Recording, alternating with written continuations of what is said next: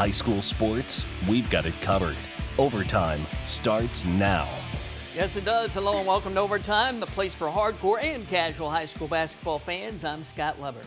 And I'm Regan Holgate. We have a lot on our plate this evening. We'll look ahead to girls' postseason tournament action. We'll see if the Rockford Christian boys could keep on rolling at Byron, and I'll sit down with Byron girls coach Eric Yearley to get his thoughts on his state-ranked Lady Tigers. And we're going to see how another night of Nick 10 boys hoops played out and how the race at the top stands now. And we'll spotlight Winnebago's senior standout Campbell Schrank. We begin with the epic, though, Nick 10 girls game tonight between Boylan and Hononegah. These two programs have combined to win 12 of the last 13 Nick 10 championships. Hononegah had a 2-game lead on Boylan going into tonight. The Indians could clinch the conference championship outright with a win. The Indians beat Boylan earlier in the season. And they kept the lights off around the court, so it was just these girls as the main event. But it was a pretty slow start for both teams, but Jordan Johnston got the ball rolling with a triple for Hano there. Now on the other end for the Titans, Gianna Marinero drains a three-pointer. It was raining threes all night. Brea Carter adds one of her own there. Boylan started to run away a bit here off the break. Maggie Schmidt moves inside, draws the foul, and gets the layup to fall. Boylan led by 8 at the half. Now just keep feeding the post because that's where you'll find Lily Esparza. Easy bank shot there for the Titans. And here she comes again, this time on the putback, and it's Esparza to the line. That one got the girls pumped up. But never count out Hononegah or Brea Carter. Another shot outside the arc, and she knocks it down. And a nice move into the lane here. It's Carter again, and that layup is just too easy. She was firing on all cylinders tonight. She had 17 points. It was all Indians leading into the fourth. Cameron Abney dials one up from downtown, and it's good for a Hano triple. Kaylee Harder will add one for herself to try and give Boylan some life here. And Titans, they were on the comeback. It's Esparza, though, with the takeaway. She finishes it on the other end. Would it be enough? Well, not quite. Hano's defense pulled through, and Hononegah wins 47-41 to claim the Nick 10 conference title for the third straight year. It was a battle, but the Lady Indians continue running the table. It feels great. We're a really close-knit group, and so we're really just like lifting each other up the whole time, and this is a great team to do this with, and so it just feels really good. I feel super great. This whole week we've been like Boylan, it's always Boylan, like they're our main competition, and we just knew that we had to keep up the intensity of this game, and we pushed through. We start out slow, and then something just clicks in our head. We're like, we cannot lose, and then we just pick it up. Well, congratulations to them. Well, in Freeport tonight, the Lady Pretzels hosted Harlem. Harlem going after its 20th win on the season. Alexis Lacey drives the paint, dishes to Michaela Walker-Castle. She drains the three. Harlem Huskies turn now. Taylor Paulson dribbling around the corner will find Grace Viborni, and she goes up strong and gets the bucket. Brooklyn Bryan here on the fast break. Tries to lay it up, but is blocked by the Pretzels. Excellent block there. Taylor Paulson one more time driving the lane, gets stuck, so she dishes it back door to Viborni, who goes up and finishes on that possession. Nice job by Viborni. Pretzels now, great ball handling. Quinn Krzyzewski finds Elizabeth Wobbles in the corner. That's 3 for Freeport. Harlem defeated Freeport 50-43. Also in Nick 10 girls action tonight, Belvedere beat Auburn 58-49. Belvedere North defeated Jefferson 64-56. And Guilford squeaked by East 106-18. Yes, that's a correct score. All right, let's check out a girls' game. In the NUIC, it was Durand at Aquin. Kristen Lamb swings it over to Hannah Pizzolato, and she fires and delivers the three-pointer for Aquin. Durand's Peyton McAllips drives down the baseline, finds Mary J. Norman, and she gets the shot in. Aquin's Hannah Brogy quick passes to Megan Holder, and now Holder takes a dribble and banks it in. It's Pizzolato again for Aquin. She drives, passes it out to Brogy behind the arc, and that's another three ball. Durand has possession now, but it's stolen by Pizzolato. She dribbles cross court, finds Brogy, and Aquin adds 2 more to the scoreboard. Aquin again with Pizzolato over to Kristen Lamb. She shoots and makes the three. Nothing but net there. Aquin defeats Durand 39-25. Let's turn our focus now to Big Northern Conference boys race. Rockford Christian and Rockford Lutheran began the night tied for the lead with 4-0 conference records. And the Byron Tigers were hot on their heels with a 4-1 record. Tonight, those Tigers hosted Rockford Christian. End of the first half nearing. Rockford Christian on the board. The putback two. It's Elijah Doherty for the hoop. Now, the Tigers were ahead in this one because of plays like this. Ryan Tucker inside with the underhand layup. Tucker's going to get it again with some space now. He's going to pull the trigger on the three as Byron went on a run to end the first half. Rockford Christian, though, came out flying in the second half. First points for three from Christian Cummings. Cummings with it again. Tries the step back three. It fails, but it's tipped to Kanaya Holmes, who is able to put it down. Rockford Christian controlled the third quarter, took the lead. Fourth quarter, more of the same. Cummings to Holmes, who drains a three. Byron needed a spark, and they often turn to this guy, Ryan Tucker, who gets a three ball. And then it goes inside to Caden Considine, makes a nice grab there, and finishes with the hoop. But it was too little too late for Byron. Rockford Christian comes up with a win, 70-63. The Royal Lions are 25-1. Now, Stillman Valley has been having a great season. The Cardinals went after their 17th win tonight at Oregon. Hawks off the inbound to Miley Smith, who grabs the first bucket. Over to Stillman, and it's the big man, 6'7", Alex Ron, going underneath for the hoop. Cardinals again here. Caleb Johnson can't get it to go, but Ron can, and he was fouled for the three-point play. This one was back and forth early. Oregon ball. Jamison Capozzi pulls up and drills the three ball. Oregon again, the no-look pass to Jacob Begliando, and he gets it to fall. Other end now, Owen Dunseth down low for Logan McKee, and he drops one in. Noah Johnson comes back for the Hawks, fires one from behind the arc, and a swish. But it's Stillman who keeps it rolling, winning 79-68. Also in the Big Northern, Lutheran beat Rock Falls 91-67. The Crusaders are 5-0 in conference play. Winnebago beat North Boone 48-37. And Dixon got past Genoa Kingston by 60-56. We have more highlights to bring you from boys Nick 10 action in a bit, and our Spotlight feature story on Winnebago's Campbell Schrank. But up next, I sit down with Byron girls coach Eric Yearley. We'll learn what made his Lady Tigers champions of the tough Big Northern Conference.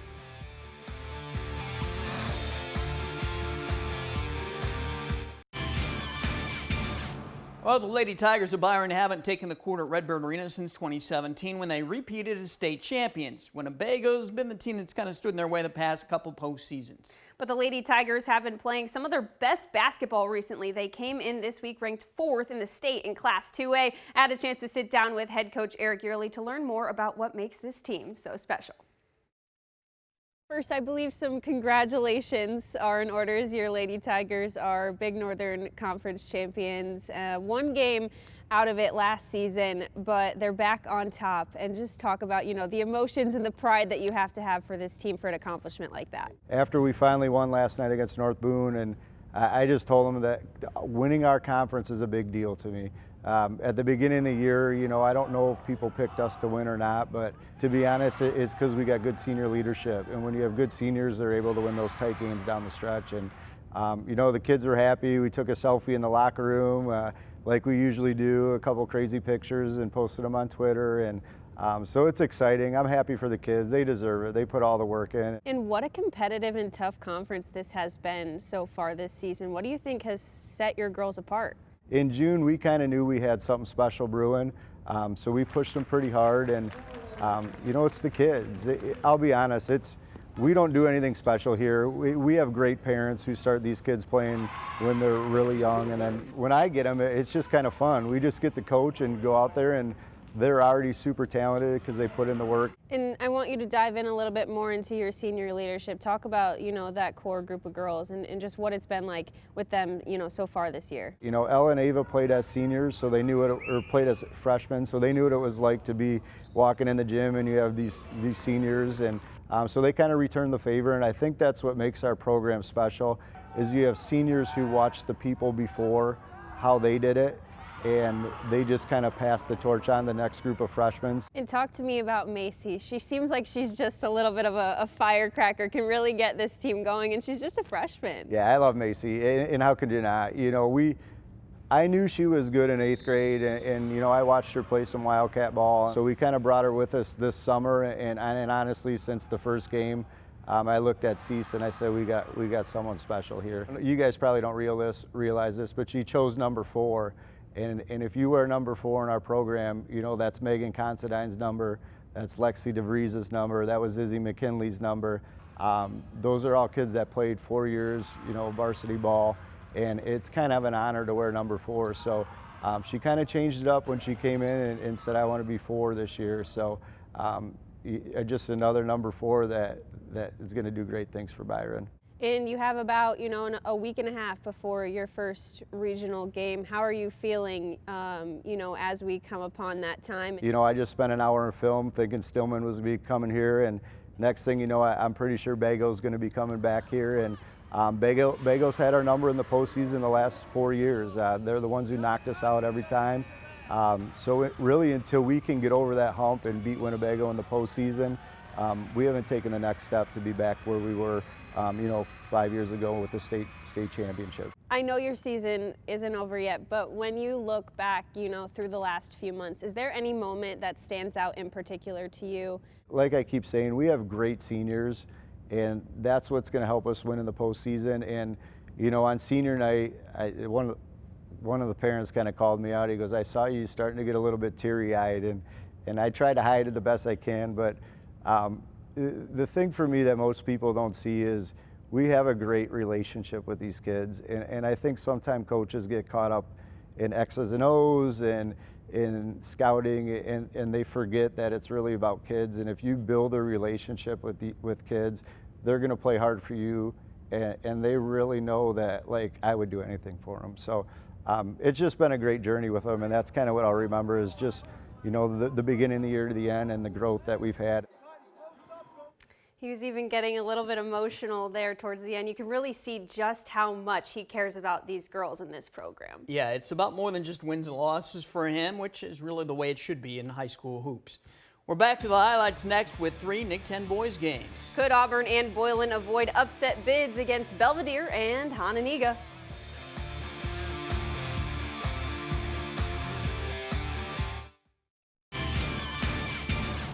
We nearly saw 2 upsets in NIC-10 boys basketball Wednesday night. Guilford needed a 3-pointer at the buzzer from Malachi Johnson to avoid losing at Freeport, and Auburn escaped with a 1-point win at Belvedere North. Auburn and Boylan needed to be on upset alert tonight when they took the court. We're going to start with Auburn. The Knights hosted Belvedere. All right, let's see what happens in this one. Jason Dean getting loose underneath for the Bucks for the lay-in. Amir Danforth, though, will push the temple here for the Knights. Nice feed to Adrian Agee for the lay-in. And the Bucks came out shooting very well from the perimeter. Kyle Jensen knocks that one down. Then from the same corner, it's Dean for 3 and getting it. Auburn, meanwhile, was cold early, but Rock Cheney got this deep ball to drop.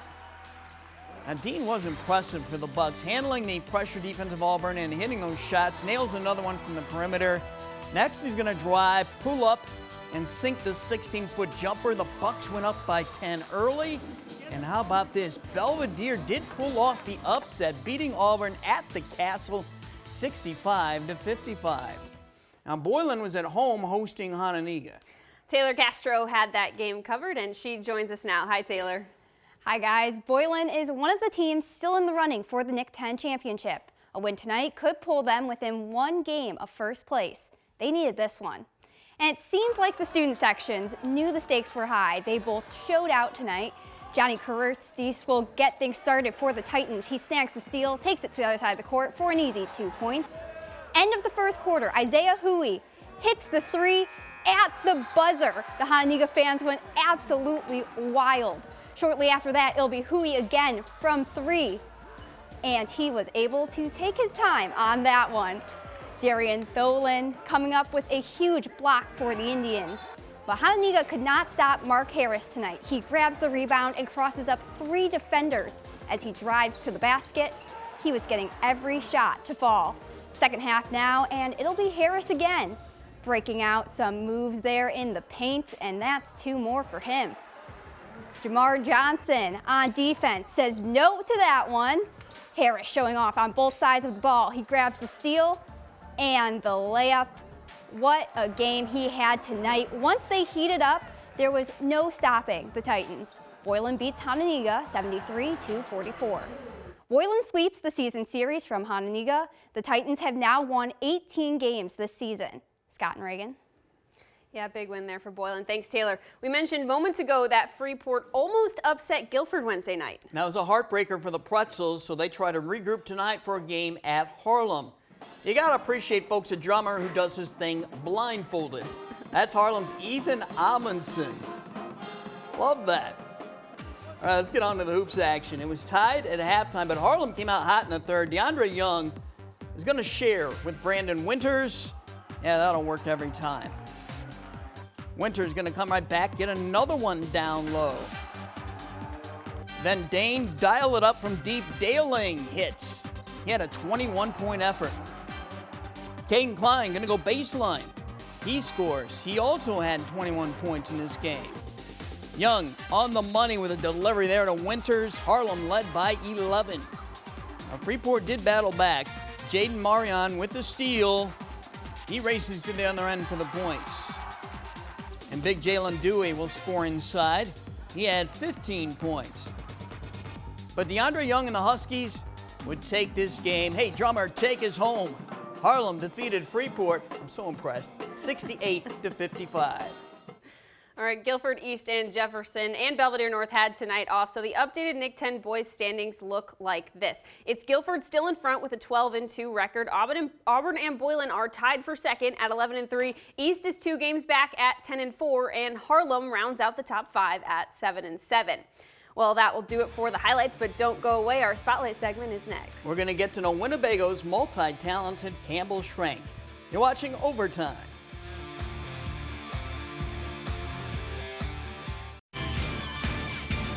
The best players in high school basketball aren't always the most talented ones. They're ones who are selfless, coachable, and who buy into the team concept 100%. That describes Winnebago senior Campbell Schrank. We focus on her tonight in our Overtime Spotlight segment.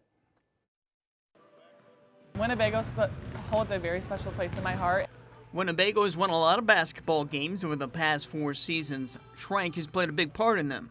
At 5'10", she has good size, but she doesn't really have a position. She's one of those well-rounded players who can play anywhere and play any role. A lot of times you see athletes that just want to score it all the time, but she wants to spread that ball around and make sure everybody is involved. She can play it down low, she can play mid-range, she can play outside. I mean, she can adjust that really well. That versatility makes Schrank special. It's something she takes pride in. I think it's just about maturity at this point, like making sure you're unselfish, sharing the ball with your teammates.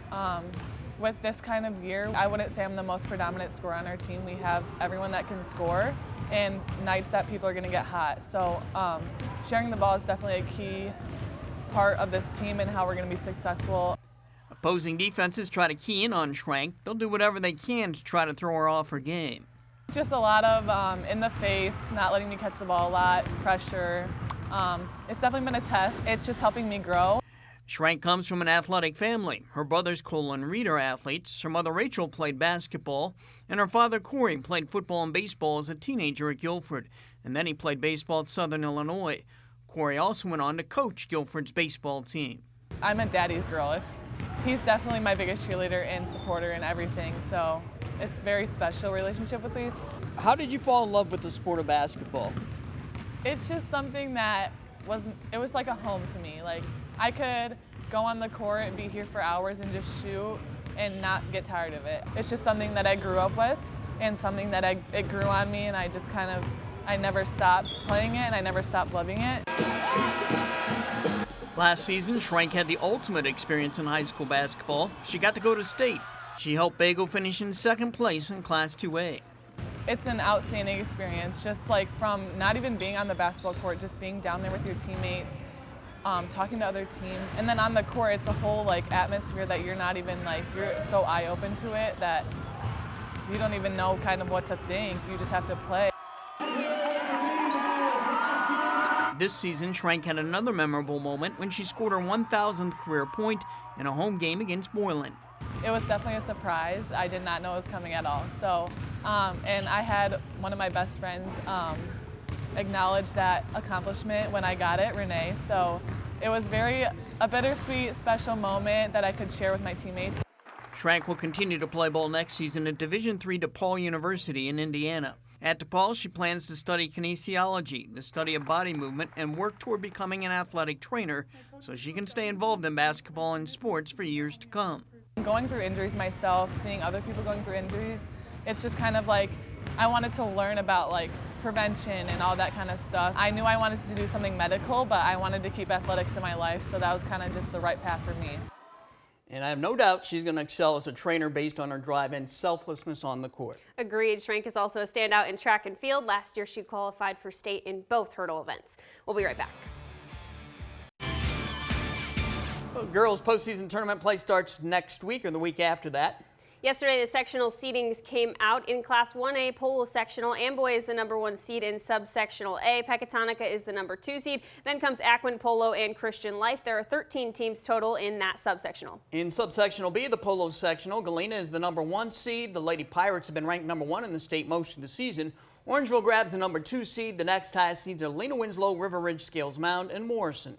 In the Class 2A Winnebago sectional, subsectional B, Byron is the #1 seed. Stillman is #2. Then comes Rock Island Allman, Winnebago, and Rockford Lutheran. That's a stacked subsectional. It is in Class 3A. Boylan's in the Glenbard South subsectional A. The Lady Titans are the #2 seed behind Sycamore. If those two teams meet, what a matchup in the post that would be between Evan Carrier and Lily Esparza. Burlington Central, Canelan, and Rochelle are the next highest seeds. Many of our Nick 10 teams are in Hampshire's A subsectional. Huntley is the #1 seed. Hononegah is #2, followed by Hampshire, Guilford, and Harlem. We're looking forward to tournament action. Yes, we are. Join us every Friday night this time on Fox 39 for Overtime. We rebroadcast it Saturdays at 11. And remember, you can find highlights and scores anytime by going to mystateline.com. That will do it.